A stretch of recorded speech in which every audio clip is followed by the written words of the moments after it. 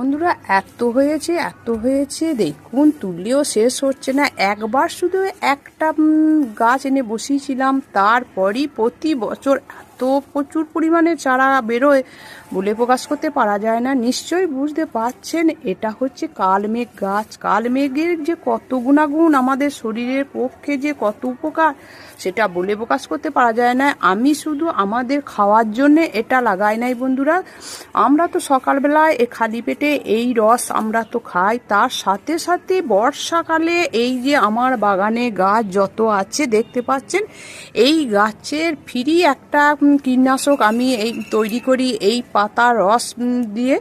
কারণ এই পাতা রস এততে তো যে পোকামাকড় তাড়াতে খুবই সাহায্য করে। শুধুমাত্র এই পাতা রস দিই না, তার সঙ্গে দিই একটু হ্যান্ড ওয়াশ, তাতেই কাজ হয়ে যায়। আপনারা এই কালমেঘ গাছ বাড়িতে লাগাতে পারেন।